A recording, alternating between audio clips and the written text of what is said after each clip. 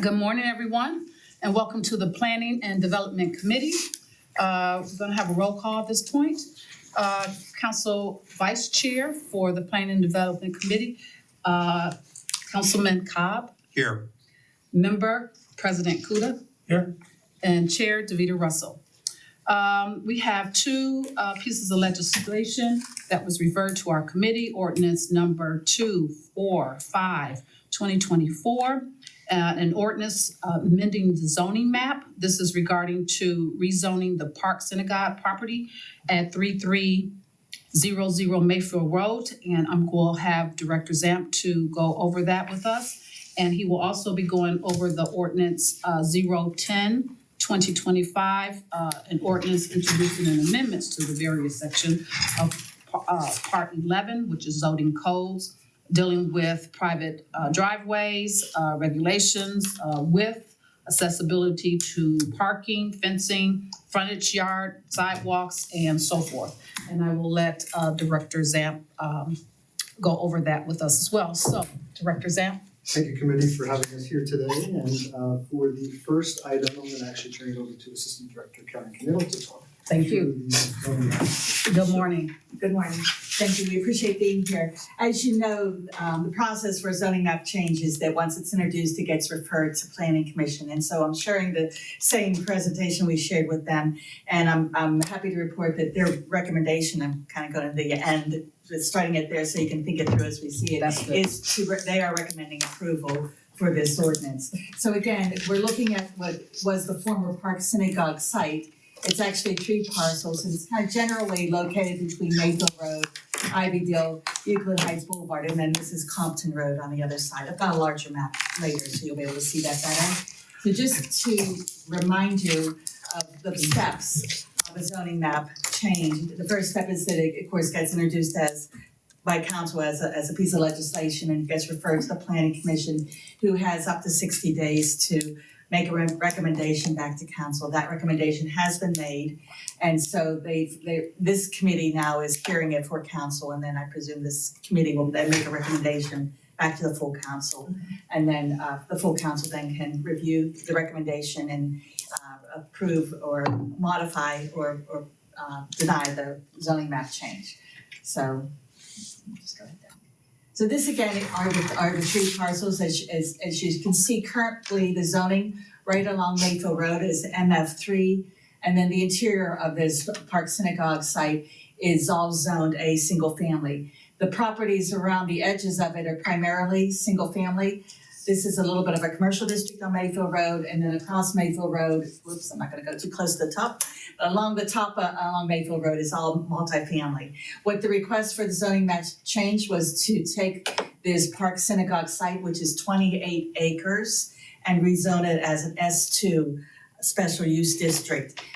The intent is that the S2 district would have a development plan, which they're in the process of preparing. The development plan is a conditionally permitted plan that Planning Commission would first review, and then City Council would have the opportunity to review. As you know, there's the historic synagogue in the center, which they are intending to modify and keep as part of that development plan, and then they have some other ideas and concepts that will be reviewed in a step 2 of this. So step 1 is considering the zoning that would enable this redevelopment of this parcel. So this is just a little bit of what an S2 mixed-use district permits. I'm not gonna bore you by reading all of this, but it is an opportunity to create a mixed-use commercial property as well as residential property. And it's to ensure that there's density and that the development, sorry, my mouth must be frozen today. That's all right, that happens to me a lot. The developments will occur in a unified process. So that's the whole intent of having a development plan. The development plan can be implemented all at once or in phases. And should any of those phases or changes happen or need to occur in the future, they would need to come back and have their development plan modified and approved before they could just make a change to that development plan. And it is to encourage sustainable practices, which on this site we know is particularly important because it's a site that has a segment of the Dugway, which is an open stream and beautiful, and there's beautiful trees and other foliage along there. Fortunately, the property owners value and are trying to find a good economic process to activate this site, but maintain the integrity of the natural resources that are on it. And again, we'll see more of that when we actually get the S2 development plan. Today's question really is about whether or not we're comfortable with having this 28 acres rezoned from what's now multifamily along Mayfield Road and single family to an S2 district. S2 is mixed use. Right. Okay. And so again, the planning commission recommended this change, obviously the staff recommends this change. Okay. And we hope that the committee does. Is there any questions for? Yes. Well, we gotta do the committee first. Oh, sorry. Okay. Yes. Because we're like the big shots, right? So I know we've discussed some of this because this project is an ongoing economic development project. So some of it's been in executive session and some of it hasn't been. So I'm gonna be guarded with this question, but I still wanna ask it, which is the dome itself, the dome building itself, what's that called? The Mendelssohn building, thank you. I know there's been discussion about different uses for the building. And I know that council will have to ultimately make a decision on whether or not we want it to be X or Y or whatever exponent to be named later. My question is,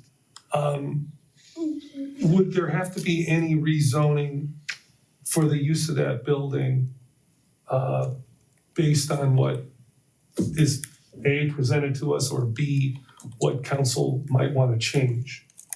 Well, you So, take the first shot. let me start. So that is a historic structure and they're intending to do some historic tax credits. And actually at an earlier planning commission meeting, they got a conditional use for an adaptive reuse of that building to allow an educational / arts type center to be located within that.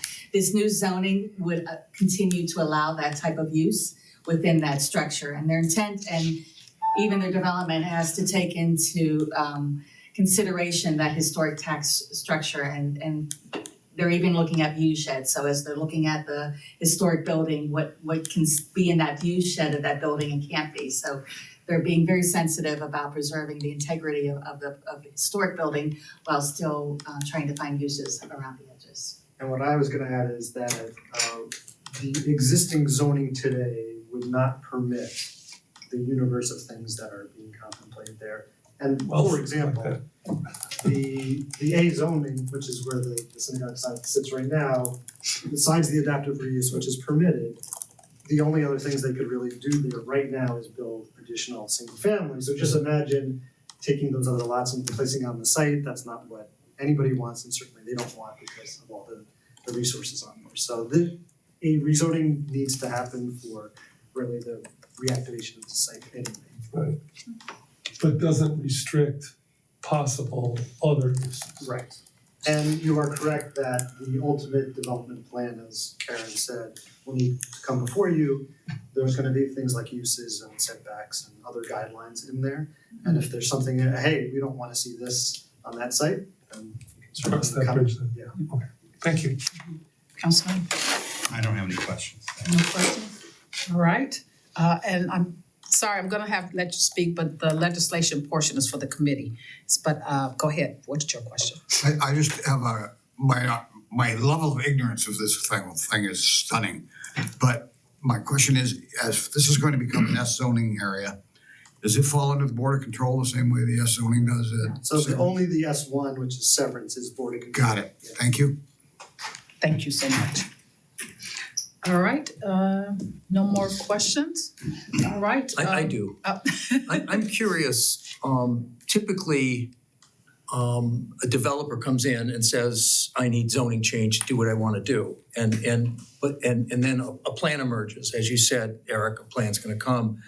What I'm curious here is why change the zoning before you've seen the plan? This is a very special site. And the S2 zoning is very well written. It's a great piece of zoning. but I'm here looking at this for the first time, and I'm asking myself, is S2 the appropriate zoning for this piece of property? There are other alternatives, there are other ways to deal with zoning. So is this being done to meet what the developer wants to do, which nobody's seen yet, apparently? There's no drawings or anything. Or is this to do ultimately what the city wants to see done with the site, which I have no idea yet. I've never thought about it. Well, I thought about it, but I haven't done anything about it. So it's something we've discussed internally, that the zoning map change when it comes to an S2 is different than a zoning map change, typical zoning map change, because of this development plan that comes along with it. So a typical zoning map change is, I'm in a single family district, I wanna go to a multifamily district, and once I have that change, then that list of uses and all those regulations in that new district apply. In this case, the activation of the S2 happens with the plan. And so Okay, it can be a one-step process, as I think Paul is somewhat alluding to, or a two-step process. And we felt comfortable with the two-step process in this case, number one, because the plan is trailing behind, like by days and weeks, not by months. And they've already presented a couple of times to the neighbors and to the planning commission. They haven't presented to you. That's upcoming, and Karen can speak a little bit more to that. But secondly is that the S2 without the development plan, all it does is really nothing. It still preserves the underlying district for the moment in time. So really, this rezoning at this moment in time doesn't do anything except help move the project along, which is an important thing for us to do as a city as we think about this site for future development. And Karen can speak a little bit too about how far the plan is behind. Sure, and I wanted to underscore what Director Zamp has already said, is that in that they've been holding multiple meetings with the neighborhood and the folks around to talk about what their concepts are. And they did come to Planning Commission with a preliminary plan so that they could understand a little bit of the question. So the intent is, as I previously said, for the historic synagogue structure to be maintained and to be used for an educational arts type center with some special event programming perhaps taking place in it. They also would like to include some multifamily housing. Some of it in terms of would look like townhouses with maybe a single story unit on the ground floor, so it's really multifamily as opposed to traditional townhouses. And then in future phases, some additional apartment type buildings perhaps. So they're still struggling with that exactly what they want to do with those future phases. But phase one would be just the maintenance of the historic synagogue. There's a mikveh on the site that would remain and would continue in operation as it currently is. And so they're also talking about, just how that site would interface with the neighbors. So they're looking at connectivity and understanding all of that. That's still being fine-tuned, so I don't wanna say too much about that, but they understand that while it will be a neighborhood, it's defined by the 28 acres, they also understand that it's part of a larger neighborhood, that there should be some connectivity between neighborhoods and to the larger community. So that's about where they are with their development plan. We anticipate them doing another preliminary review this month at Planning Commission. They tweaked they came once and showed some ideas for phase one, and they tweaked that a little bit, so they wanted to come back and share that tweak with Planning Commission. Once they get there, then we're anticipating that they'll come in for a work session to actually work on those development guidelines for when there is development, what the density could be, what the buildings height or distances in setbacks and different rules that you have for a development plan, what those might and should be. And then those would become the rules for anything that goes into this in a future phase. And if for some reason our world changes and there's different standards that we're living in, then you can come back and open up that development plan with Planning Commission and look at that and say, why should it be changed and change it if the need is there. But as a general rule, you would know what was coming down the road because you have this development plan that you would follow. And I forgot to mention that we did mention that the process that we have to go through here with the committee and then ultimately the public hearing, and that they would be invited to come to the public hearing whenever that's set, and we would ask them, I think at that time, to not only make their case for the petition for the zoning change, but also to give that preliminary review that you guys haven't seen yet, rather than have them do this in this committee, ask them to come to that. That's great. Thanks for the explanation. I mean, the important thing to me is that the use of the zoning is pursuant to an approved plan. And that's excellent. That's really what I needed to hear. Thank you. Okay. Okay, so we've heard an explanation and the detailed comments regarding ordinance 245/2024. What is the committee's pleasure as far as moving it forward? If there's any other questions? I'm fine with sending it to council for a Same. vote of approval. Okay, so, So I'd make that a formal motion if you need one. yes. Second it. All right, so ordinance 245 has been moved to the committee of the whole for a vote. Now we will hear ordinance 010/2025. Okay, so this is a zoning meeting, so you're gonna get a lot of zoning. We wanna talk about the planning commission's annual code review and their zoning changes that they proposed. If you remember, we as planners always believe that zoning is a living, breathing thing. It should always be examined, should always be reviewed. But in our code, there's a very specific provision that every year since 1992, the planning commission is supposed to be reviewing the zoning code because they're the ones who are seeing projects come before them. And so when I got here, we really started to take this seriously and have done that every year since. It still follows the same process that any other zoning text amendment happens, which is introduction to council, planning commission review and recommendation, and then committee, public hearing and council vote. So what had happened is the planning commission had many conversations with us, the planning staff, over the year 2023. And that led to a number of other ordinances that were introduced, one of which was adopted, which were the changes along South Taylor Road, the C2X zoning text amendments and zoning map change. And then the places of worship standards, which are part of this larger look at our residential neighborhoods.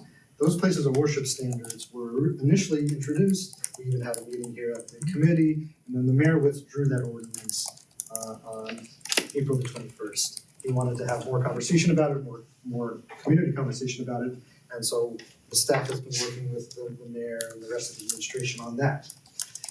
Unfortunately, what happened is the 2023 annual code review by the planning commission sort of got mixed up in these two things that moved forward and didn't move forward, and so we never brought those forward to council in 2024. But what that allowed us to do, as you'll see in these next few slides, is in 2024, re-examine some of those standards because we were starting to see other things happen. But these were the things that they had reviewed and recommended at the time. Looking again at the enclosed private parking garage regulations, so that had been moved to, there's a process by which the planning commission can reduce the amount of required enclosed parking.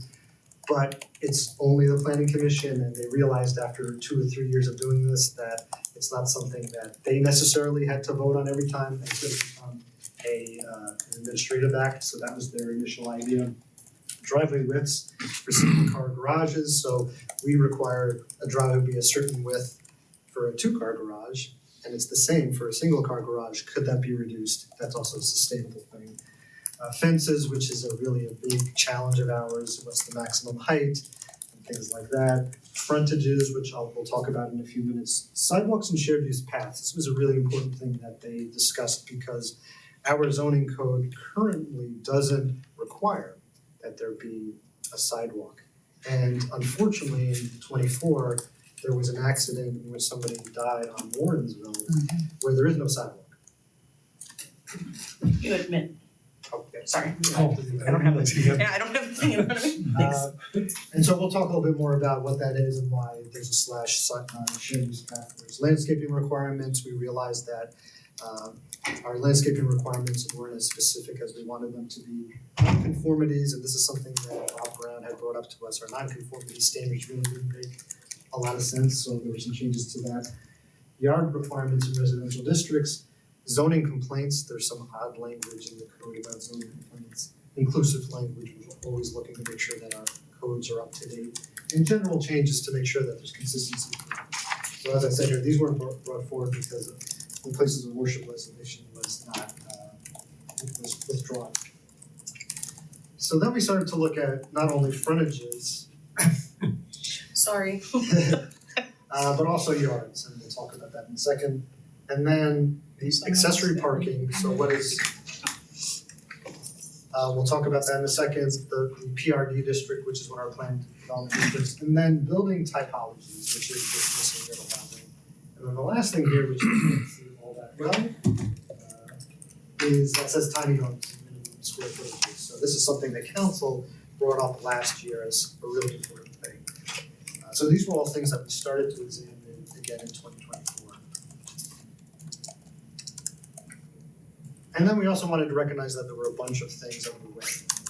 And it doesn't mean that we can't move forward on one item, even though there are other zoning items going forward. So the map zoning request that we just discussed, accessory dwelling units, which we had a design competition, there'll be some zoning that we're working on with the county that will move forward. Severance Town Center, and we have Ryan from Impact here, that's gonna be a zoning effort this year. Examining the role of the zoning administrator, which we actually were able to integrate into this. And then that residential zoning analysis, which is what we were talking about with type of homes and livable neighborhoods, housing typologies. That's something that we really wanna focus on in 2025. Hopefully we have a budget to be able to do that work, and we know we'll probably have to bring in some outside consultants to help us with that. So these are, zoning is always gonna be an ongoing thing. And then there's other things that we're not yet working on, but we want to. Signage, the entire signage ordinance needs to be. Short-term rentals, that's something that's being dealt with at the committee level, and at some point will come to council. Sustainability, the climate and resiliency plan has some zoning related items that we'll need to look at. Fair housing, we wanna make sure that we're treating families in our residential districts under the guise of fair housing. Design review, it's something we'll be bringing forward hopefully soon, changes to that to streamline that process. Infill housing, the county had a great infill housing study that really has some recommendations on how to streamline that process, and we wanna look at that. The landmark ordinance should be coming your way hopefully this year. And then a bunch of other things that we wanna take a look at this year as we look at zoning. So, what are some of the big picture items in the ordinance that are before you? Well, the first one is accessory parking. So there was a concern that we started to hear when we did the rezoning along South Taylor Road of uses along the commercial districts starting to creep into the residential districts to have accessory parking. The way that the existing zoning states is that there's a distance. So you can go as deep as 150, maybe even 300 feet into the residential district to have accessory parking for commercial uses. And that can be very intrusive, and people are concerned, and I think we're concerned that can start to be a snowball effect. So given that most of our commercial districts are narrow, the proposal that the planning commission put forward was that the immediately adjacent parcel could be utilized for accessory parking, because that's the parcel that is right up against that commercial use. But going any further than that would no longer be permitted unless you go for a variance. So that was sort of restricting the ability to use accessory parking in residential neighborhoods. The next one is the PRD district. This is not a Cleveland Heights picture here, but that's what a PRD could do, is sort of a planned residential district. And that district was created seemingly in a vacuum, so we tried to propose changes that aligned it with the other changes that are happening in the code. Frontages, so this is one of the biggest challenges that we have, our yards, particularly corner side yards, and they become very complicated to calculate, they're often confusing. And there is a form-based standard that we are wanting to go to and proposing to go to, which talks about a primary frontage and a secondary frontage. So the words should be pretty simple. Let's call this Cedar Road, right? That's the primary frontage. That's where the primary road is. And the secondary frontage could be one of those side streets off of it. So even though you're on this corner parcel, we wanna treat that first frontage as the most important, but also recognize that there's a secondary frontage that should have a special treatment too. It's not your typical side yard.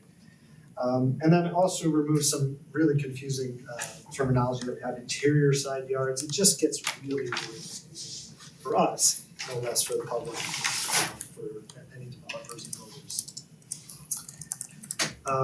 For fences, one of the big changes that we're making is standardizing that to 6 feet. So there's just a bunch of different standards in there right now. The building code talks about a 6-foot maximum. The only limitation would be around the swimming pool, just slightly lower. And then again, standardizing that with a fence in the secondary front yard. That requires an ABR review, but a fence in any other, take that back. Fences aren't permitted in the front yard, but in the rear yard and the side yard, we just do an administrative review. Landscaping, we wanted to sort of enhance those standards to make sure that every type of project is getting a landscaping plan associated with it. But that plan doesn't necessarily have to be reviewed by the planning commission, it could be reviewed by the zoning administrator. And then some other small changes there. And these are nonconformities, so there's just some clarity that's being proposed here. And this one's important. There's a nonconformity section that talks about, well, if you're a nonconforming single lot but you own multiple lots, then you have to combine those lots to become a conforming lot. And that presents often challenges, and it really is a deterrent often for things. Wait, So say that again. So- Repeat that, please. if you own multiple non-conforming lots that are adjacent to each other, per our code right now, you are required to combine those lots to create conforming lots. So what that does, particularly in our districts where we have narrower lots, is it actually creates a burden upon a property owner to do infill housing, because their next door neighbor may be able to build on a 40-foot lot, even though it's a 50-foot lot district. But since they own two lots that are adjacent to each other, now they have to combine that into one 80-foot lot. So it not only does it a burden, but it also creates something that's maybe not in the right context of that neighborhood. So this removes that distinction and just says if you're a non-conforming lot, you have to follow the non-conforming lot standards. Yeah, I think this goes back to the fact goes back to the fact that our code was written for a standard that doesn't exist in our city. It's written for a 50-foot wide lot that's 7,500 square feet, and we know we have many lots that are only 40 or 45 feet wide. But even if there was a house on there and demolished, and you own this vacant lot beside it, and then now you bought that second vacant lot, the code would call out that you can't build two houses there, you should combine those lots and it would become one lot. Even though the balance of that block face would all have 40-foot lots, you would have an 80-foot lot. Okay. So it's a way to sort of recreate the density and the patterns that we already have. And then these are just a bunch of other changes that are happening. Murals, right now those are conditionally permitted uses.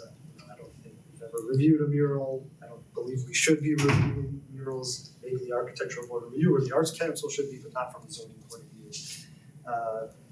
We've revised the definition of what a dwelling unit is. Right now, it's very specific about having a sink and a stovetop and a this and a that, but we know nowadays that not every kitchen, you can have a microwave oven and that can be a dwelling unit, right? So we wanted to make sure that that is clarified here.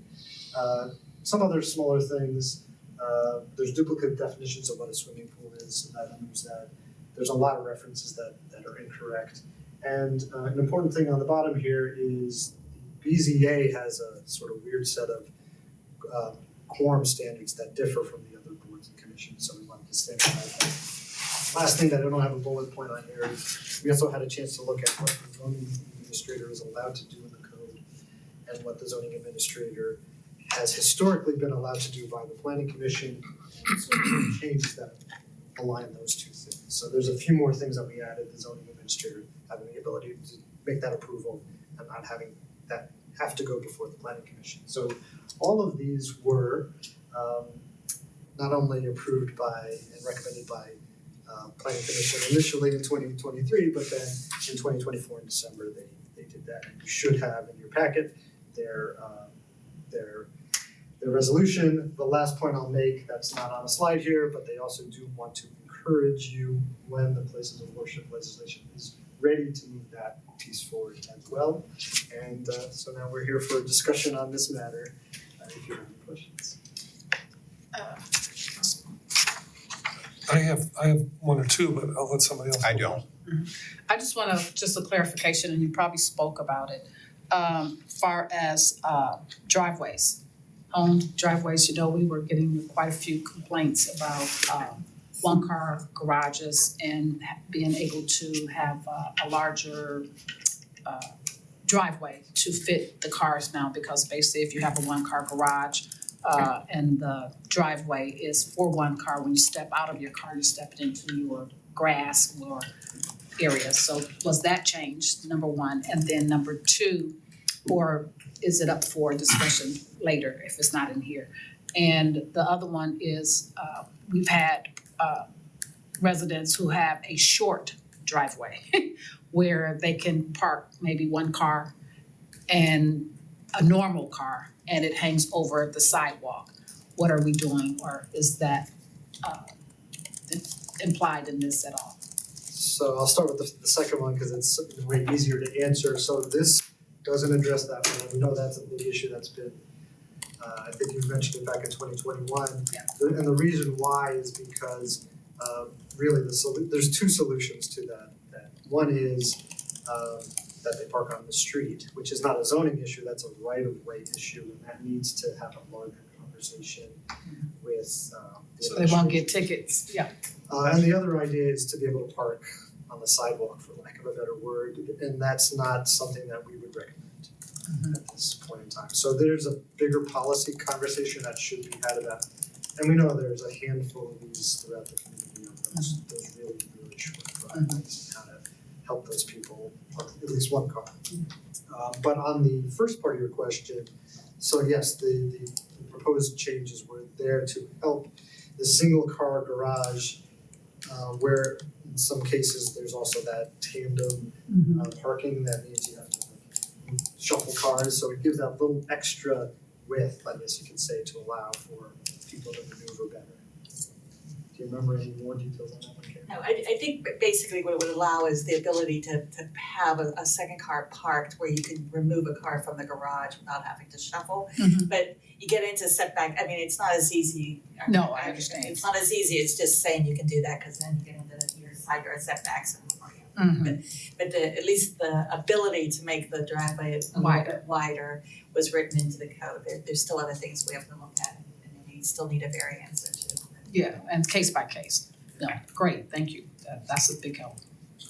So Yes. the tiny homes, you're talking about in the future, maybe some, but just so I understand, because I know the ADUs will probably happen first or that way. A tiny home can be an ADU, right? Yes. But obviously the other way around, because you could have a lot with just a tiny home on it. Right. Yeah, okay. But right now, as we're conceiving it, an ADU is accessory, so there has to be a principal structure on that site. So even though the ADU might, in all intents, be a tiny home, it's gotta be accessory to a principal. A tiny home can be by itself. That's the big distinction. I'm sorry, I forgot my other question, thank you.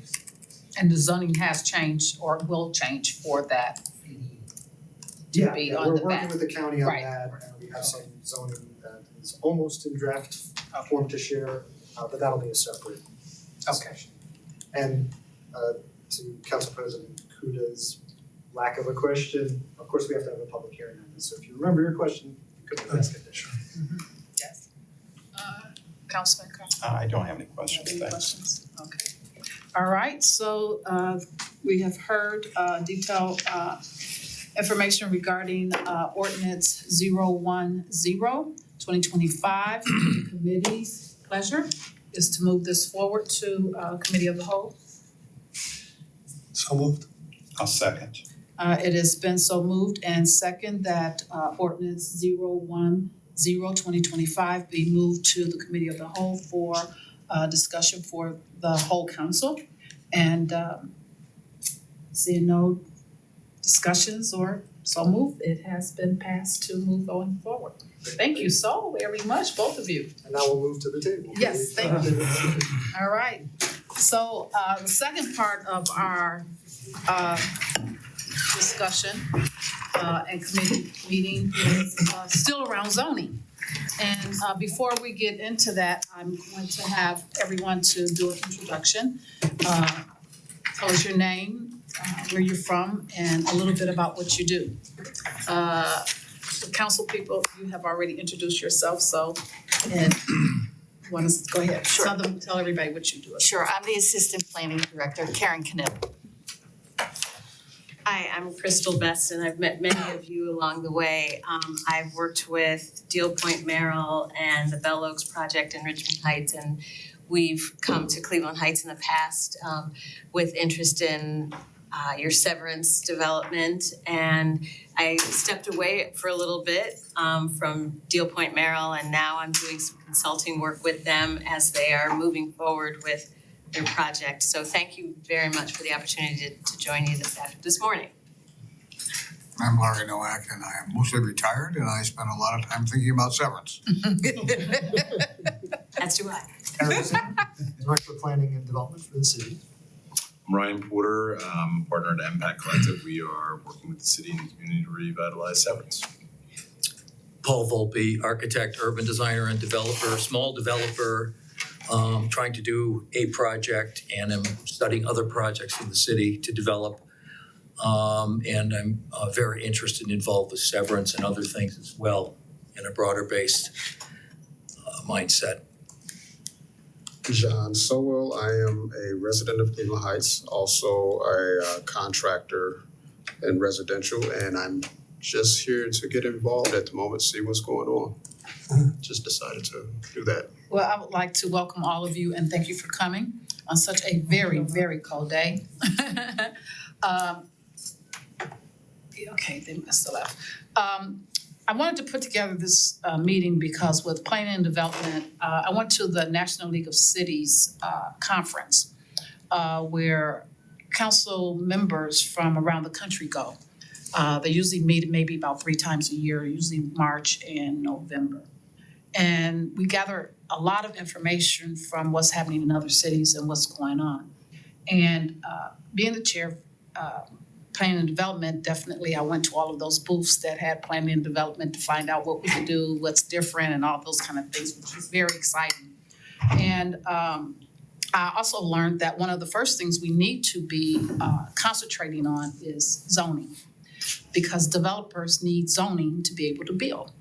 And with Cleveland Heights discovering that we are antiquated in a lot of our zoning and we need to come up to date and to this 21st century of building and making sure that our residents have the zoning needs that we need to complement developers to, say, bring in tiny homes or bring in more of senior living and things like that. So I decided to concentrate on zoning first to find out what we need. But to do that, we need to hear from developers to say, what do you need when it comes to zoning to be able to build here in Cleveland Heights? What do you see, or what have you seen with working with Cleveland Heights or not working with Cleveland Heights that will say, wow, I would develop here if this zoning change happened, or if they had this type of zoning.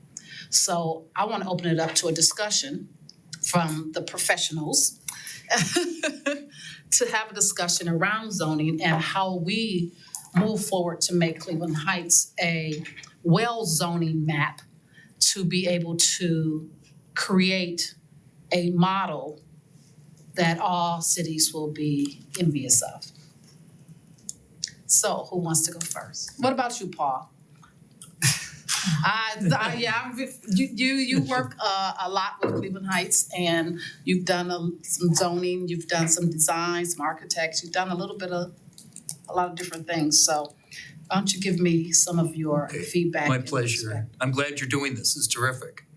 And there's lots more to talk about. Yes, and I In need addition to you all's help. zoning and- I need your help to bring that forward. No, I'm glad this committee's doing it. I'm glad Eric and Karen are here participating, having that, I don't think of it as administration and council. I think it as the brain trust of the city, of the city officials getting together to help get these things done. Because if you don't have the will, this way is meaningless, you know, it just doesn't mean a thing to us developers and us designers and people that are trying to invest in the city. And zoning, as Eric said, is a living, breathing thing. And the fact that it's being approached professionally, internally, and I think externally, at least on my part, and I know others' parts, as something that's fluid. It can be manipulated, it can be adapted, it can be adjusted, and it can be understood because it's applied to real life situations, which we need to get into at some point in time. What's it like to do a development? What does it feel like to go through the system? Because it's a process and it involves a lot of people and a lot of things. You know, you've got to think about all the committees. Council's most important because it involves, all development involves legislation of some sort, especially if there's zoning involved. But beyond that, we've got the design review committee, the architectural board, and the planning commission, and there are adjustments that need to be made. Eric and I have talked about a few that are just smart adjustments, dealing with what people's capabilities are and their experience, not just sitting there having an opinion. That's not good for anybody, okay? There has to be, like you've invited us to be here as sort of, I was wondering, I didn't know about this till this morning. I got an email, I'm like, what the hell is this? I called Addie and you know, better real late than never. But the bottom line is that, you know, all of us have different professional experience and personal experience, and particularly the professional adds to the ability to actually implement zoning, because you can't just imagine it and it appears. And Eric can't do this on his own. He needs input and insight. And we've dealt with it together, you know, as we did on Nobility. You know, we had lots of issues we had to deal with. We had zoning issues and other issues, and they're all tied together. So I guess my point is I'm real supportive of the stuff I saw this morning. Very supportive of it. It's great. It's exactly what needs to be talked about. It's things that I've dealt with and used here and in other cities. And I also hope that there is a follow-up to this, particularly when you speak of form-based zoning, which I'm a believer in. I don't think it is refined enough to apply in its literal sense here yet.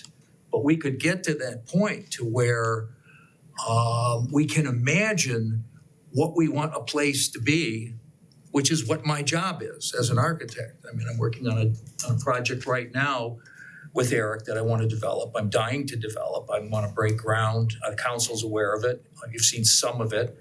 But you know, I start with imagining, what can this be? And it was a site that nobody had any imagination of. Nobody ever imagined anything could be done with it. It's oddly shaped, it's irregularly sized, it's in a transitional zoning district that makes no sense unless you apply a use to it. And we've done that, and we're hoping we're gonna hit the finish line soon and get something done. Well, in that particular case, you had architect, developer, planning director, and enough collaboration and insight to actually be able to turn form into development. That needs to be applied across the city, especially when we're dealing with infill lots, infill construction. So what particularly, what zoning do you see that would open up to developers to come? So in dealing with a lot of development in Cleveland Heights, I'm quite sure you've run across some things multiple times saying this zoning particularly needs to be changed?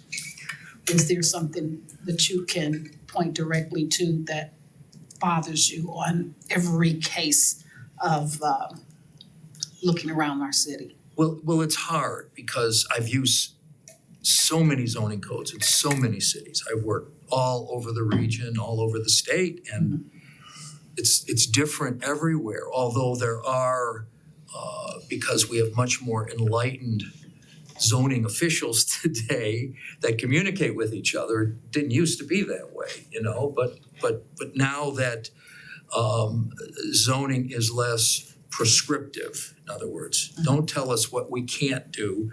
Tell us what you'd like us to do. Well, developers, sometimes they don't like that because it may not be what they want to do, but at least they have a clear understanding of what the city's wishes are, and that's important. That is really emerging out of the things that Eric and Karen are proposing. And we've gotten some good things done in the past here because of that. At the same time, I mean, a good example of that is the Cedar Fairmont residential development that I did years ago. That was a PDO, and it was difficult at the time, and it was a site that nobody thought could be developed or would be developed, and it's been very successful, and it's been very well welcomed in the community, and it filled in a void that needed filling in a district. And of course, celebrating our districts is the most important thing we can do to add value to this community. Not the most important thing, but one of the three most important things that I can think of is doing whatever we can through zoning and other ways to enhance, secure, stabilize, and preserve our business districts. You know, whether it's Noble or it's Coventry, we've got to do what we got to do, and development's important, and zoning's important to development. So your question is difficult. I can only say that if there's a sense of willingness, if there's a sense of I can come to Cleveland Heights, I can pick up the zoning code, I can talk to the planning department. There's somebody like Karen here who can get me through the process. Developers will be much more willing to come here, and I know we've all heard that developers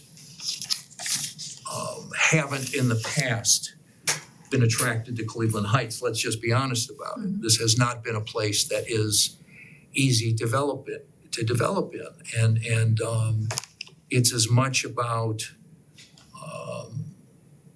the way we've done business here in the past. Hard not to sound critical, but because it's a different place now. Critical comes with progress. It comes with progress. Thank you. I know your open-mindedness makes this easier for me. But we've been deserving of criticism in the past, okay? And we still are to a certain degree, but we're in certain areas, we're working ourselves out of it, as is evidenced by these two coming here today. Other areas, the law department, not so much, okay?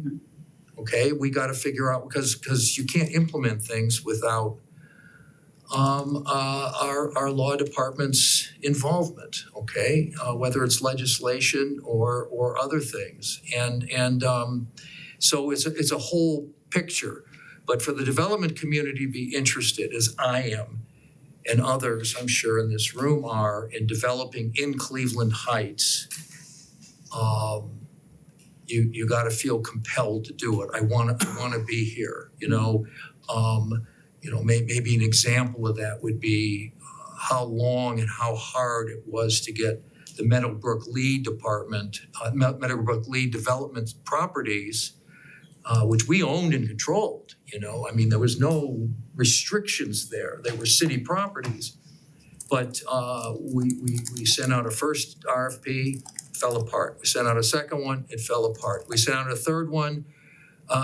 We got a developer that wasn't qualified, and that fell apart. And then we sent out a fourth one. We had 2 responses, and we finally ended up with a developer, Flaherty and Collins. Okay, that's not appropriate. That's not necessary. We can make excuses about why it happened, but if you're referring to zoning and the other things that influence it, we weren't ready to develop because we really didn't have a vision for what that was. And so once that's clarified, we can go out aggressively and confidently to the world and say, this is what we want to do, this is who we are, this is what we're going to do to get it done, and the zoning piece, is ready. So you're saying that, I guess what I'm hearing is having a vision of what you want in particular areas of the city, and then looking and searching for a developer who's willing to make that vision come to life, and then opening up the zoning pattern to make that project happen. Yeah, that's my opinion. I think that's very well said. It's in its simplest form, the way you put it together is appropriate. It's giving consideration to what's necessary to make something happen. And you gotta believe in it. If you don't know what it is, how can you believe in it? How can you push Brian. it forward? All right, now you have come to us and been working with Severance. Sure. And I'm quite sure you have some zoning issues and some zoning wishes.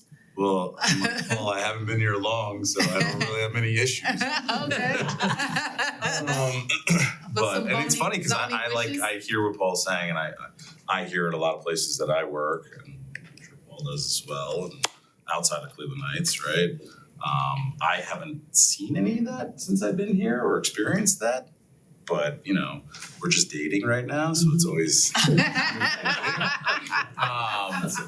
like that. So I'm not going to speak to like what the the issues of the past are. Correct. I am a huge believer in form-based zoning. I'd love to hear from Paul like some of the challenges that he alluded to in like implementation of form-based zoning. Just so that the residents or people who are watching who may Sure. not understand form-based Sure. zoning, could you just give a little? Yeah, sure. So traditional zoning is Euclidean in nature. So, a use in a certain area. So you'll have an area that's zoned for industrial, or an area that's zoned for residential. Commercial. And it's also based upon things like density per acre or FAR, or versus thinking about the form of the building that you want to see, the form of the environment that you want to be in, and how the public realm is in relation to the buildings that are built, right? So form-based zoning gets away from kind of hey, you can fit so many units in your building per acre, and gets towards, this is how high we want buildings to be, this is how we want buildings to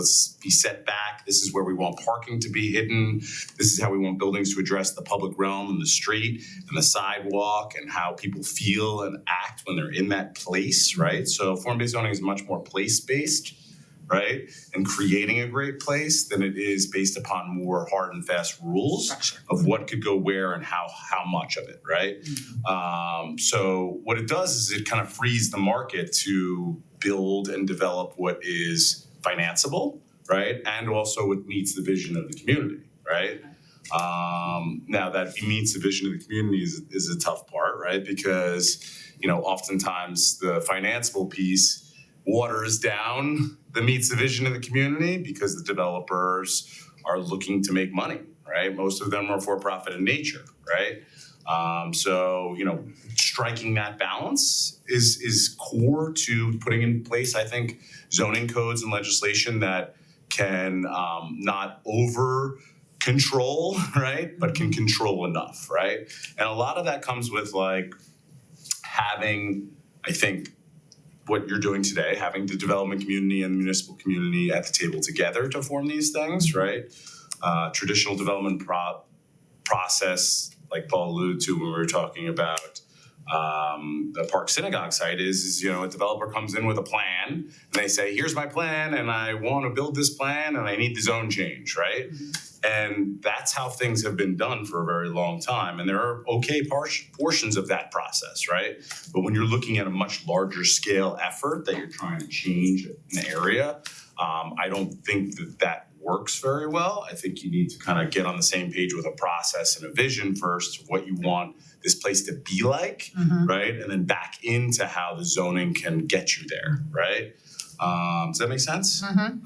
So, listen, at the end of the day, I'm also very focused on severance, right? So I'm not as focused on the rest of Cleveland Heights, but it is part of a system, right? It's part of a nested system, right? Severance is part of the city is part of the county is part of the region, right? So we need to think about how larger efforts like this impact and or impacted by decisions that are maybe made on and off site, right? So and that's just not work developers normally want to do, frankly, right? So understandably, right? Like the development business has been set up like, this is my widget, this is what I want to do with my widget, and present company excluded, frankly, right? Because Paul has a planning background and an architectural background and understands that stuff in communities, but a lot of the development community is, this is what I build, this is what pro forma is, this is what works, take it or leave it, right? So, and that kind of approach to how you're shaping a community is just not responsible to that community, right? And not every developer is like that, but the majority are, right? So developers get a crappy rap because of that, right? They just they're looked at as the bad people coming into the place trying to change it or trying to do what they want and not caring what the community is doing. So it's not easy to find developers that want to do that, and that's why I think there's a niche for our role, right? Which is, Paul identified right away. Our role is that we try to act as the orchestrator, right? That bridges the gap between the vertical development community, right? That's gonna build the building, and the community and the vision and the city, right? That it's being developed in. And land use policy can be used to do amazing things, right? Like we have zoning codes and legislation that we've written into zoning codes that solve everything from infrastructure problems to social issues in communities, right? The challenge that I have here in Cleveland Heights personally on this project is the economics around this area, right? And how do you still do and add those bells and whistles when you're in an environment where the economics aren't as fruitful as some other environments that I've worked in the past, right? So that's where my head gets a little scrambled, and I'm trying to figure out how do we make those things happen. The only way it's gonna happen is if we do it together. Yeah. At the end of the day, process is really important. So I really want to dive deep with your teams about process, because a lot of the problems with developers wanting to invest in an area is that they're stymied by process, right? Making sure that the process of applying for a site plan, right, are simple, are as of right, are set up, right? So the code is written, you meet the code, it's an as-of-right condition, here's how the process is laid out so that you can get your site plan approved in 90 days, right? That's what makes people want to invest in an area. So getting site plans, that's specific. Yeah, no, we often set up our codes so that there's you have a pre-conference meeting number 1, then you have a pre-conference meeting number 2 with planning staff. And by the time you get to pre-conference meeting number 3, you're in a position where your civil engineer can submit a site plan within 30 days, and you're going to get it approved within 60 to 90, right? Because you already have set this chessboard up, so there's no question of your approval. So that makes it a highly investable environment for folks. But the rules of the road that are set up under the zoning have to be adhered to, so that the vision is still adhered to, right? So process is something I really want to work on with you all. Is there another? Is there something else in the process area that we need to enhance? Yes. Okay, tell us. I don't know if it's enhance or pull back. Oh, Some of pull these back. things are pull back. But that's why we're here. So we need to know. So politics. Okay. With all due respect to the politicians in the room. I'm a public servant. Yes. I'm not a politician. Sorry. Public service in the room. Is a challenge, right? Because you have constituents and you have constituents and you have constituents, right? And they all have different opinions, right? And that's very complicated to balance, right? So when we write our zoning codes, we try to again create an as-of-right environment that decision making has already been made, right? You don't have to worry that the council is going to reject your plan, right? Because it's part of a bigger plan, right? So that process is super important. That is difficult for communities to get over, right? And to get comfortable with. But that's what creates these environments where people know what they can invest in and they can get it done. They can get it done fast, and they know there's no controversy around it. So so my goal for Severance is to set these rules up front with all of you, so that there's no question later, right? We all know that the next, 15 years of development on this site is going to go this way, right? Will we need to make adjustments along the way? Of course, right?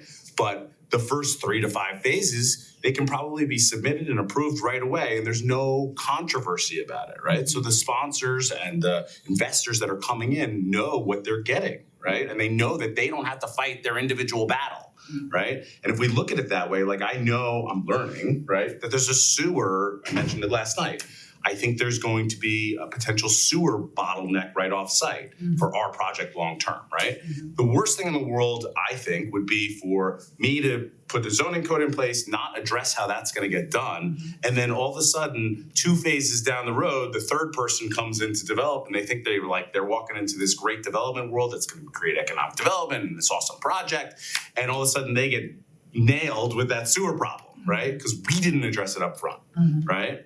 So, and now all of a sudden it becomes a negotiation and who gets what and how it gets solved and what about the last person, what about the next person, right? So we have to figure out all those problems today and we have to set up the system long term so that it's not an issue, right? Very well said. But I think also most people always think sometimes less is better. Yeah. But when and this is just my opinion, but when you're dealing with people and you're dealing with development and you're dealing with communities, more is always better.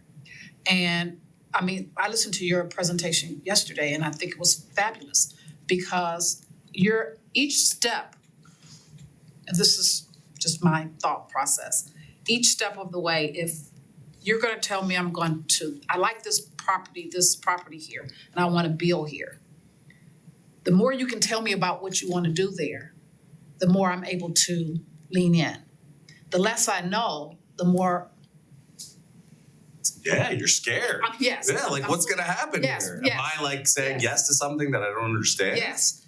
Understood. Each step, Yes. and I think a lot of times the misconception is that a lot of things is close to the chest when it comes to developers because you don't want other people to know certain things this is going on. But I think when it comes to council and the city, the more you tell that you are able to tell, Yeah. the better and the easier it moves because when you council members, you have some people who know about economic development, you have some people who do not know about economic development, but that does not mean that they're not aware of their city, their community, and their constituents. Yep. And what will pass and what will not pass.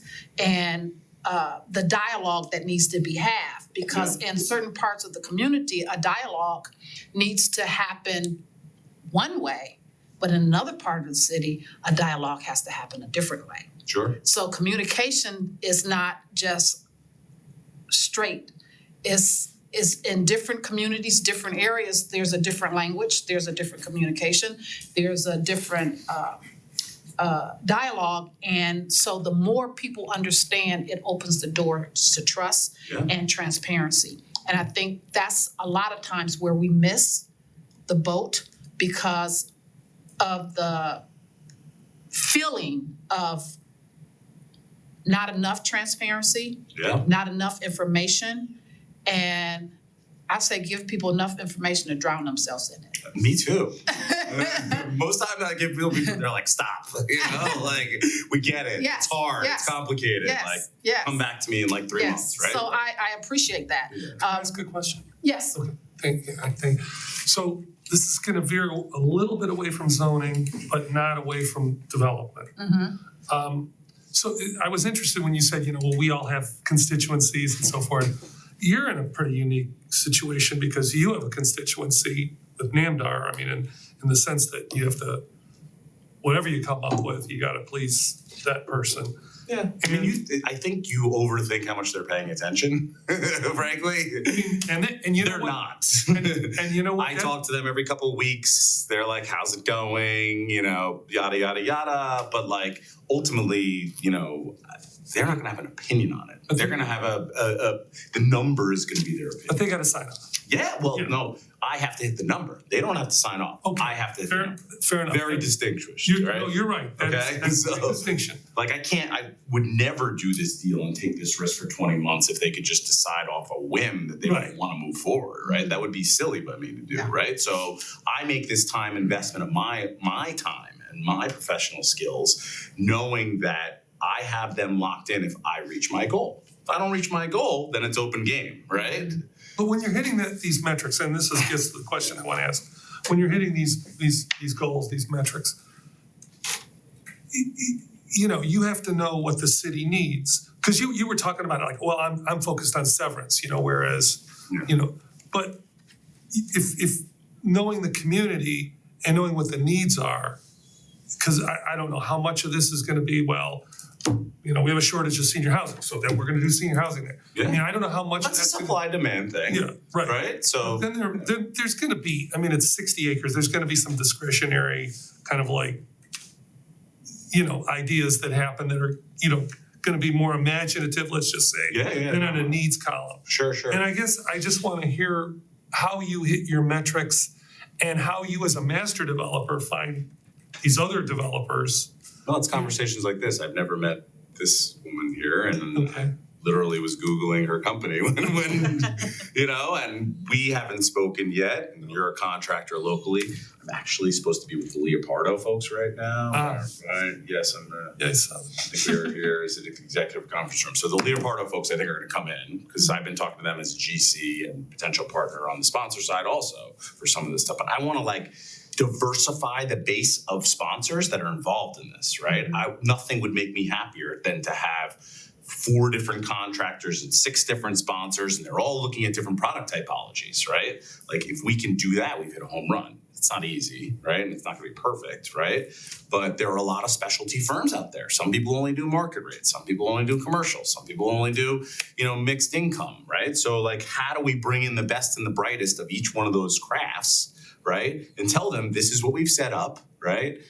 Would you like to play in our game? Right? And that's what we're trying to create here. I don't know that I answered your question. No, you did. I mean, I guess I am worried about stuff that you're not worried about, so I'm. And I don't know, like, I am very comprehensive in nature. So I like, as soon as I said I'm here for the Severance Center, I'd like ting me in the back of my head, because that's actually not how I normally approach my deals. Normally, I'm working on revitalizing a downtown that existed at one point, right? So it is like a place that will and has in the past been the heart of community, similar to Severance, right? Similar in some ways to Severance, right? But we look very comprehensively at things. It's just I'm in an odd scenario for my normal deal. My normal deal is a public-private partnership with municipality, where I'm getting rights to the municipal land in the downtown that people want back, right? This is a scenario where I'm working with a private owner on a private site, you know, and I'm not partnered with you as the city, right? But with I am, but I'm not technically, But with right? So, But with you know. benchmarks that you're comfortable with, so that, Yeah. you know what? Yeah. That's the most important thing. Yeah, I For me- negotiated my benchmarks as hard as I possibly could. Like any deal you negotiate, right? I was down here, they were up here on the benchmarks. We came to something in the middle, right? And ultimately, like I said last night, for you folks, you have this site has been sitting there like this for so long. And Larry will tell us more than everybody, right? Like, Listen, I was here before it was built. yeah. So So I'm asking for trust for a period of time in that at the end of this process, even if I fail, I guarantee you will be light years in front of where you were when I started, right? So like that's where I'm at, but I'm asking you as partners to also back me up if I earn that trust over this period of time with Namdar, right? Because I want them to know, and I would say it to Dan's face, right? If I get to month 19 and I'm not there yet, I expect an extension if I've been doing my job, right? That's what I expect. Can I force that? Of course not. Would they be silly to not give it to me? I think so, right? So if we're doing our job and we're making progress, right? It's all about showing that progress. Like you said, it's about that transparency along the way, right? And again, that's not how developers are built, right? They're just not built to have multiple public meetings that they voluntarily do, right? Just to kind of meet with community members. I'm nervous, right? I'm nervous about all the community members I have not touched and all the groups I have not touched. Like that's what keeps me up at night is like getting 7 months down the road, feeling like we're ready to go and someone coming out of the woodwork, some community group that I didn't talk to saying, where was I? Right? And that will inevitably happen to some extent, but I need to try to mitigate it as much as possible. And I can't do that without help. Right? All right, you're next. Well, I agree. Thank you for this opportunity. I think this is wonderful. I've had a chance to talk to a few of you about a project that Deal Point Merrill was interested in for Severance. It had the very unpopular, dare I say it, climatized storage element, but the plan was, and you might have heard about it, the plan was to also factor in other things that were a concern. Whether it was manufacturing, maybe it was some, if I remember correctly, maybe medical devices or something. Maybe we could partner with CASE or University Hospital. And could we envision a situation where senior housing was a part of the conversation, and that senior housing during the conversation was going to have to be rental, not home ownership. So there were many disconnects along the way. And I think, Brian, you hit on a really good point. It's like, as a developer, you come in, you say, these are the widgets, I make them I make them. The Leopardo folks. I'm supposed to be meeting downstairs. I didn't come up here. Sorry for interrupting. No, come on. These are our widgets. We make them in blue, green, and yellow, and you can have them in any color you want as long as they're blue, green, or yellow, right? Isn't that what Henry Ford said about the Model T? It had to be black. So I get that, and yet you also recognize that particular parcel, which is a centerpiece of Cleveland Heights, has been sitting for how long? So I'm excited about this meeting because when we think about zoning, I just think it's not just about zoning, because zoning requires legislation, et cetera, but is there a way to consider a use variance at times? And I know that could be sticky. I try to get away from that. Well, I have to tell you, we Let me tell haven't you done why. the zoning code yet where Right. people have asked for a variance. Well, let me tell you why though. Let's say you have the Yeah. current zoning maps and the current zone legislation the way it is. If you have a developer, let's say that everyone was really excited about our project, which they weren't, but the reason I'm here is because we really see Cleveland Heights as a huge opportunity for not just the developer, but to do some really exciting things in this inner ring suburb. So that's why, and I appreciate the opportunity to be here. But let's just talk just for a second about a use variance. If you do, let's say you have a great idea, but the zoning code as it's written doesn't really support it. If you can get the community to agree, okay, we'll do a variance for this, and again, it creates problems perhaps down the I think you're line. just changing the zoning. I don't mean to interrupt you, but like, But I think you tweak the zoning, but I will tell you, we will have every use under the sun in our zoning code. yeah, I get that, but So- the reason I say a use variance, and this may be something for your notes, like what is the legislative process for a variance versus the legislative process for changing the zone? The zone, like, what do you have to do in terms of putting it on the ballot? How long does it take? You're talking about wanting 90 days. It takes a longer time to change A lot of times. so a use, but then again, with a use variance, then it's like, well, Deal Point Merrill got a use variance, I want one. And so you don't Exactly. have a consistent message around what the zone is. So Are you asking, I'm sorry, I don't want to. No, go So ahead. I wanna have this open dialogue. Are you concerned about needing a use variance? Are you trying to nail how we put that into the system that I'm talking about? Are you, I'm saying that as we think about zoning, yeah, I think it is a conversation for the law department. I think it is a conversation for the planning department. And in certain instances, like like what we did in Richmond Heights, for example, it might be that to just get it across the finish line, you'd get a variance. Ideally, you change the zoning code, but then you have to have, it takes longer and you have to have votes and you gotta get everyone. We don't have referendum zoning here. And Eric, No. Eric, No, jump in. that needs to be made Jump clear. in, and Karen, please jump in at any time, cause I want this to be Okay. I want this to be a full, I just want this to be a full, Yes, healthy discussion, absolutely. and I'm enjoying how you are all digging into this Yeah. and pulling it apart and putting it back together, cause this is very helpful, and I wanna continue this discussion in another meeting as well, but I don't want you and Karen to sit on the sidelines. I want you to jump in whenever you feel that need to do so. Absolutely. Please do. Yeah, we didn't want to interrupt. Paul did that for us, so that. I know you were waiting to say it, and I figured I'd just Okay. jump in and open the door for you. Go ahead. So I think it's an important conversation and one we Yeah. should probably continue because you're very correct. So an area variance, everybody agrees those are things that are zoning codes. They always allow, they're relatively easy to apply for. You have to express a difficulty why you can't meet this side yard setback. And it goes through the Board of Zoning Appeals and it's done. In Cleveland Heights, a use variance, there is this ability to apply for one to the Board of Zoning Appeals.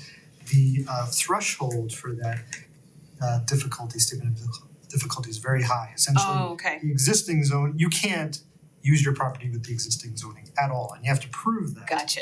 And even if you convince the Board of Zoning Appeals that it has to go to the council, Oh, they vote on it.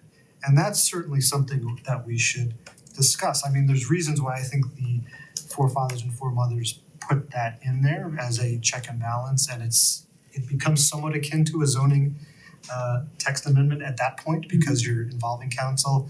Other communities don't involve their councils with even use variances, but it can become a very heavy lift. got it. And that's for good reason, because Yeah, when you yeah. are going against the policy, which is set by the code, it should require a very lengthy look. But I get the idea, and this is sort of what Ryan's saying, is that if Ryan. there's something that is just not contemplated by a use, even if we're going a more form-based way, it can become a barrier to that development. And I just take this opportunity to, I'll butter you up only slightly because I feel like, As much as you want. Slather away. so we know in probably every community in the United States, self-storage or climate-controlled storage is almost like a bad word. And I think it's gotten a bad rap because there's a need for that.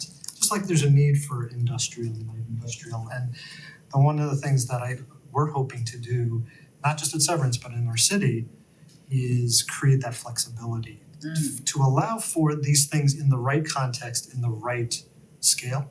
So, for example, if you're gonna build a lot of residential with perhaps smaller units, there's probably going to be a need for storage somewhere.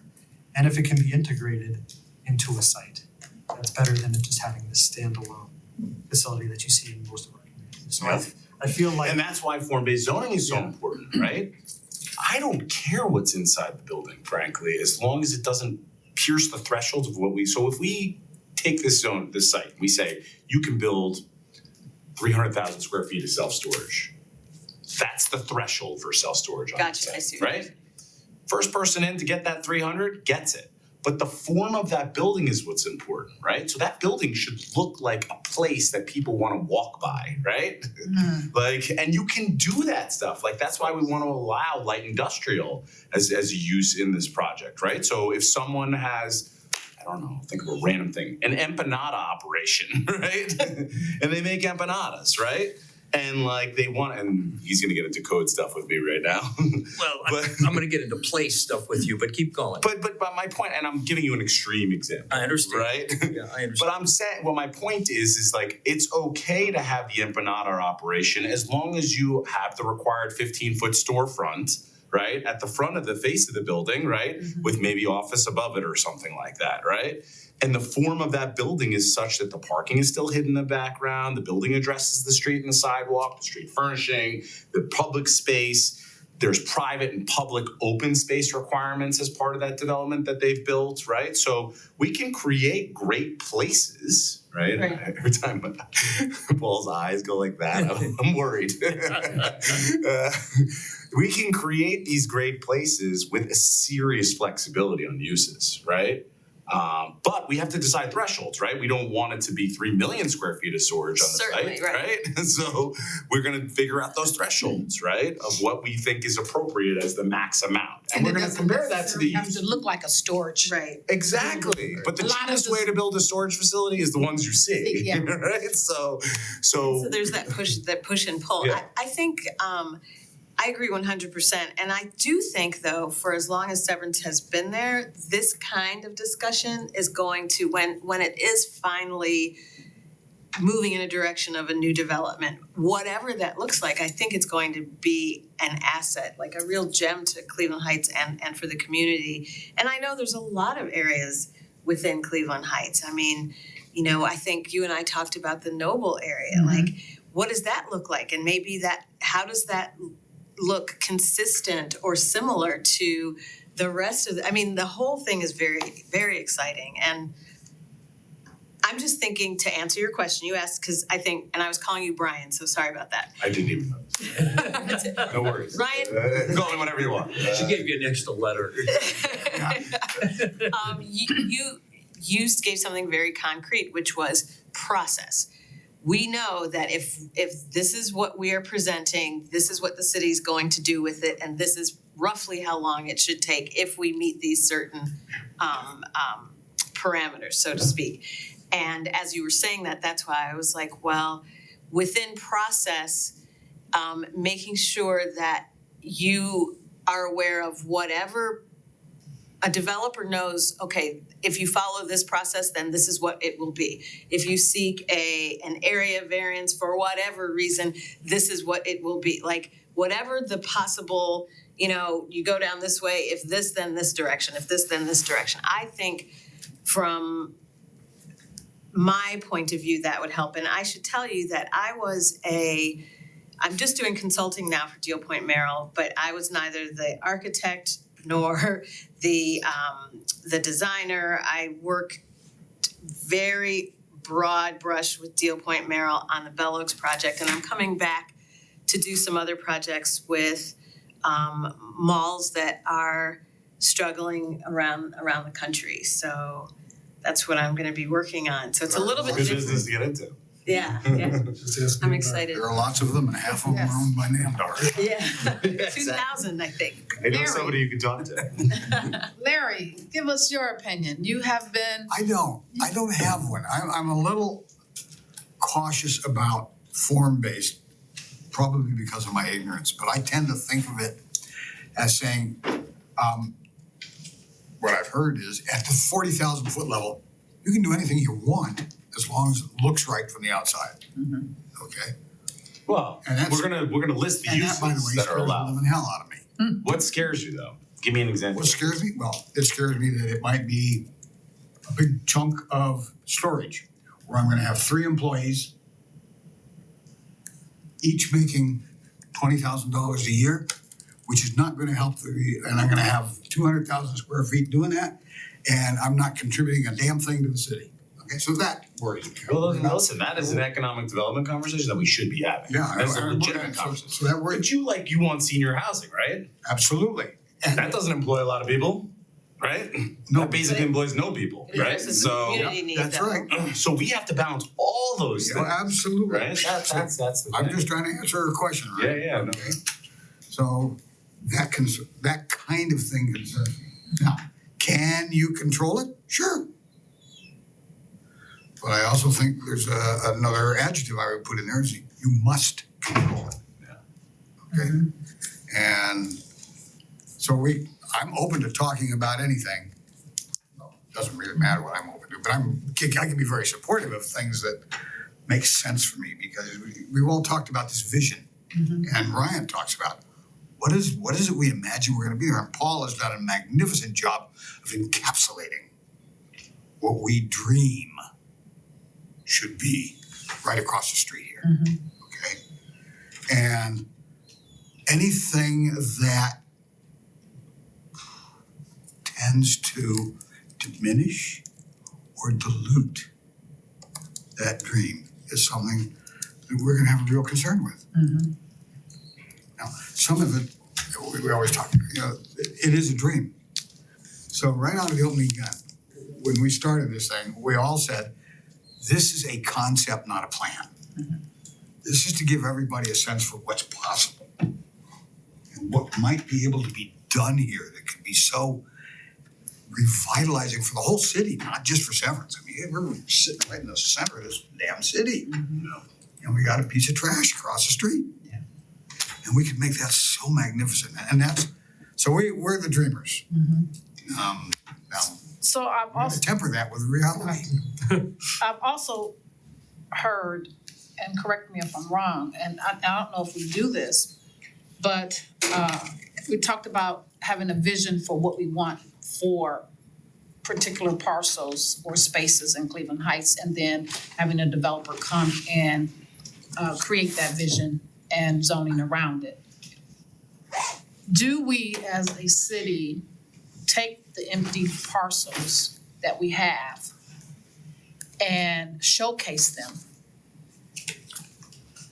in the areas that are vacant spaces and invite developers to say, just say if we have a vacant space, where's your location? Say we have that vacant location and you're not on it and you hadn't done anything with it, but it's a vacant space. This is the area, this is the size of it. This is the vision. Is there a developer willing or wanting to come to be able to develop on that property? Do we do anything to that? It's a question, I guess. Before he answers, I'm going. Okay, thank you Take so care. much. All right, let me know when you come back and we'll do another one. Yes, sounds good. Okay, thank you so much for your Next month, Ryan? participation. Yes, every month. Every month, okay. Well, I want to channel Paul here for a second, which is what we haven't done in the past, and I'm hopeful that we're doing now is that vision part. Because what we've done in the past is we've issued an RFP and we've said, hey, developer, just do whatever you want. Yeah.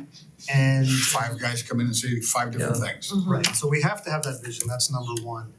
And then, but then what we need to do is we do need to say, okay, now development world, what do you think about that vision? What do you think about that vision on particular sites, or what do you think about that generally speaking? And then we get into the details. Like, okay, so for this to happen, me developer, I need X, Y, and Z. You can only have those fruitful discussions if we did that upfront work, and then if we invite those developers. So I think we've tried to do that in this most recent round of requests for expressions of interest on the vacant lots, where we basically said, we wanna see infill housing, that's number one. Maybe open space, number two, maybe something else, number three, but it's really infill housing, that's our vision. We're gonna say sustainability and affordability, I think you should consider, but we're not gonna dictate that. But when it comes to a Severance or a larger space. And am I correct that it's infill housing that feels consistent with the aesthetic ethos of the Right, city? yeah, it has to, and we put all that into Yeah, the yeah, request. Not all concrete fronts and, Okay.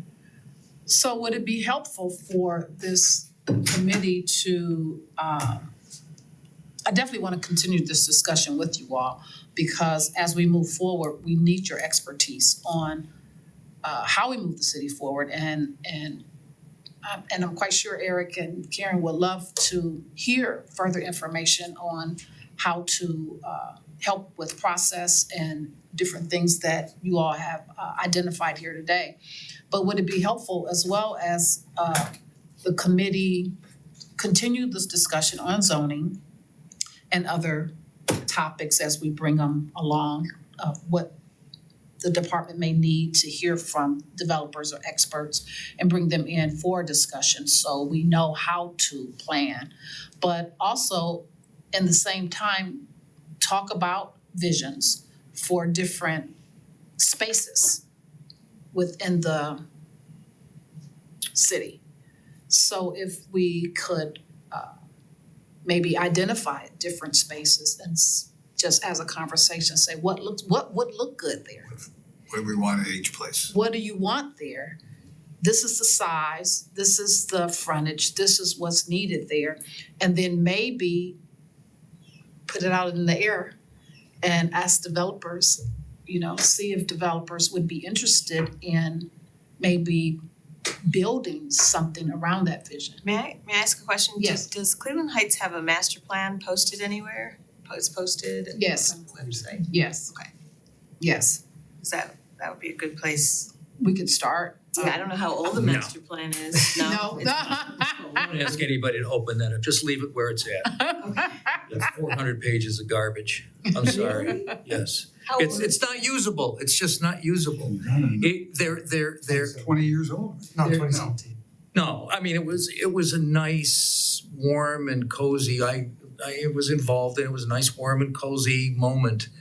But it was not the kind of master plan that we need.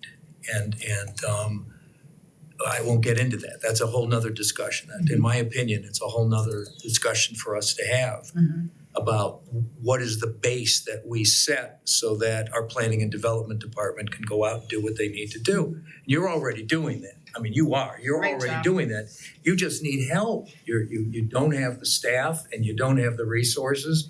You don't have the time to attend to things. There are things that need immediate attention, okay? We know what those are. We know at least what one of those is, okay? And then there's a whole bunch of other things that need to be addressed and we're not able to address them. And that's not your fault. It's just we don't have the internal capacity to get to it. Well, one of the things that's in the master plan is updating it periodically, and that I don't think has happened.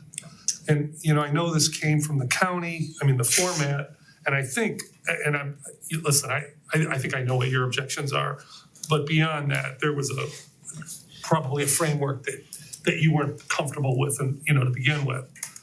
I just think that if we would have done those updates, that they would have become more form-fitting to Cleveland Heights and less generic, if you will. Is that fair to say? Well, it's part of it. It's just, one of the, a plan isn't a plan is a plan. There's no one way to make a plan, to create a plan. If the intent of the plan was to do what DeVita's trying to do today with us, which is to encourage development, to encourage investment, to encourage transformation in our city, that's not the plan to do it. Because it wasn't put together by people that do that, okay? The county planning department doesn't do that. They have no involvement with development and very little involvement with developers. They just don't. And it was more of a social process. It was a civic engagement process. Everybody gets in a room and they talk and I want this and the plan for Severance was either make it a hub for making movies, which was never gonna happen, ever going to happen, or turn it into a big park with a little bit of residential on the side. That was it. That was the extent of the imagination. Okay? And that's why I say it's useless, because if somebody said, boy, I'd like to redevelop Severance, let me look at your plan, that's what they're going to see. And that's of no value to anyone, especially us. One of the things we can look at now, and this is from going through the budget process, when you look at Shaker, and I'm going to tie it into this conversation, when you look at Shaker's budget, in the margin, to the right of the numbers is the master plan and what part of the master plan that budget item, fits Refers into. to, yeah. Right, and it's relevant to, in this case, 2025. And when you have that kind of updating and that kind of, relevance, your whole everything the council and everything that the administration does and all the directors and so on, it becomes like this, as opposed to, I think what you're saying happens, where you just kind of, well, we know what the things are that are right on our plate now, but where's the, and I will tell you, this conversation has been absolutely fascinating for me, and I think for everybody, but I see more now how this all fits together than I did 2 hours ago. I really do. And I just want to say how much I appreciate this. This is very meaningful. I don't wanna dominate, Yes. but I just had 2 points, and I agree, it's a really good conversation, a good starting point.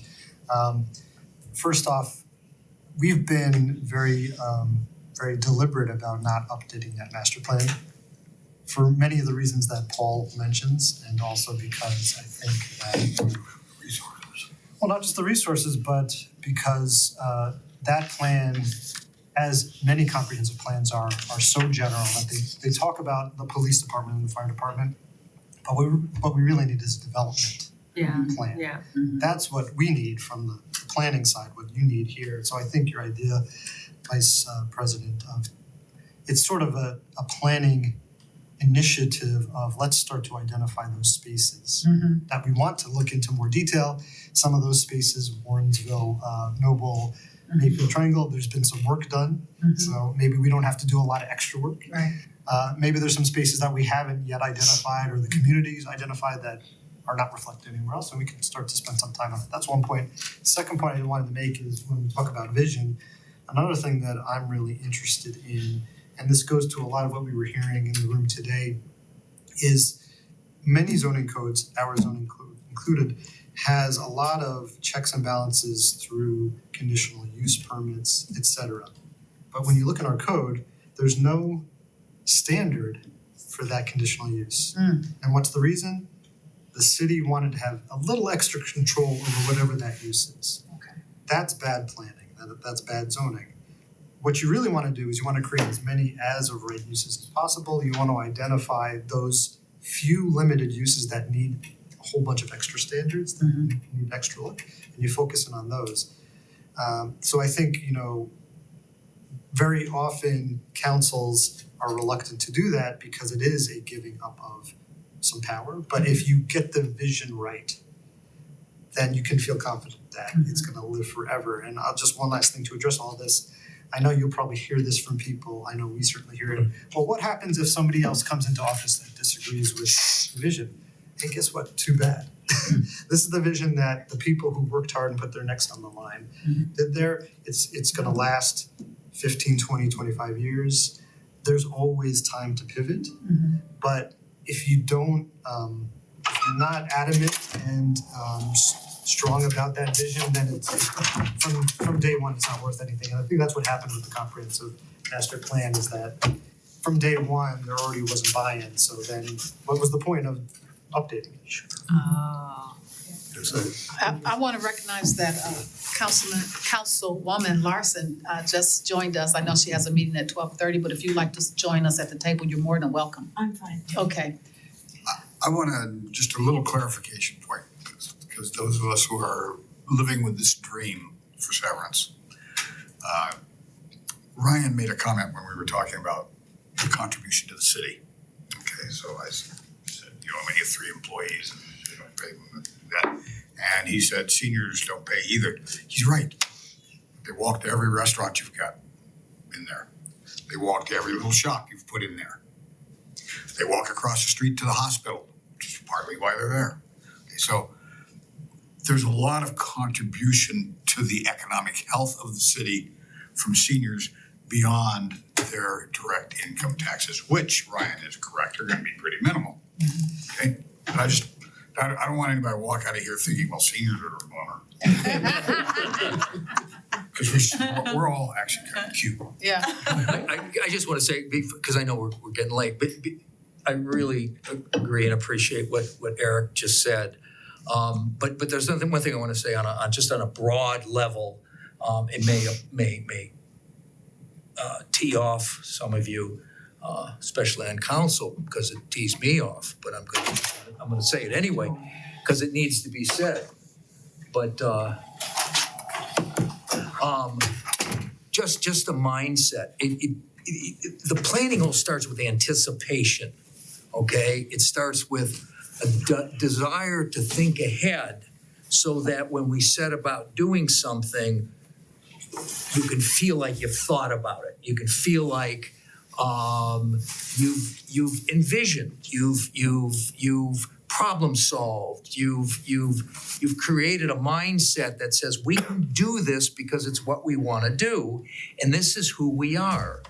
Well, recently, a couple of months ago, I had a conversation with an old friend, and who is an official in government in the city, and in the city of Cleveland, and we were talking about Cleveland Heights and why I moved here from Little Italy and all of that, from Cleveland, and what it's like living here, and that person said to me, and this is a person that has a planning and development background, said to me, well, Paul, I agree with you that Cleveland Heights is one of the most greatest opportunity centers for revitalization and contribution to Cuyahoga County. In other words, if things were done right in Cleveland Heights, this could be just a magnificent city. Spillover impact would be huge. Would be huge. And it's proximity, it's people. Put economics aside right now, because economics is very fluid, it can change. But we're talking about diversity, we're talking about all the things that really are the reasons why those of us that live here. Okay, it's a great place to be, but you have to know that. Also recently, I won't say anything more than what was said, but a sort of a highbrow realtor from the east side, let's say the easter side, when talking about Cleveland Heights, representing somebody who was representing this realtor who was representing somebody that had one of the large houses on Fairmount, described in a cocktail conversation that when say, what do you think of Cleveland Heights? Because usually that person is representing people in the Netherlands, described Cleveland Heights in one word, as a pit. That's how this individual in the real estate industry described our city. It's a pit. It's real, that was really said. Okay, that doesn't make me happy, but that's what that person said. Well, it's our job to diffuse that mindset. If that mindset exists, how can I sell my houses? Okay, how can I sell? How can we encourage investment? I mean, the real risking of money to come here and develop. It's business. Development is business. Well, it's not business around this table. It's the business of our city that we're talking about. And the result may be dollars and cents, but the most meaningful result is what we think of it and what people think of it. Are they coming in and are they staying? And is development occurring as a result of that? You can't do that with zoning codes. You can influence it, but in my opinion, it's a combination of things that need to be dealt with here. Part of it, one of them is politics. We all know that. We're tired of bringing it up, but it is. Okay, it is. The politics going on here right now are not helping us, and they're prohibiting good things from getting done. So I don't mean to be a downer here, because I love this place. I'm so glad you did this today, but we got a lot of things that have to be addressed before the developers are going to start coming in. Well, yes, go ahead. Just leading off where you just opened up that door, the developers, you kind of touched on it. And this goes back to what Ryan said. The main thing, I think the main place we maybe need to start and invest the resources in is to gather those groups that he hasn't been able to get in touch with, so you can finish developing the vision, which can revise the master plan to present to whoever the developer is and say, this is what we want, can you do it? As a contractor and resident, I've always approached my jobs as, what does the customer want?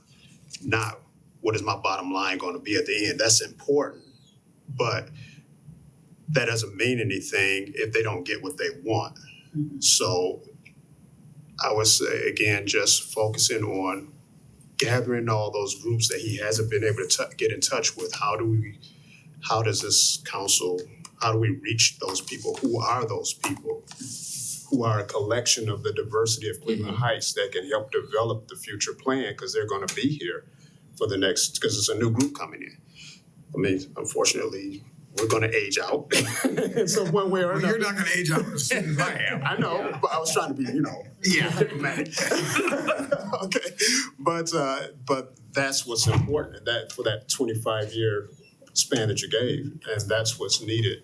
And but you have to, that's gonna help push everything else, because right now that is the big question mark. What is this next generation of this group of people that are moving in now want?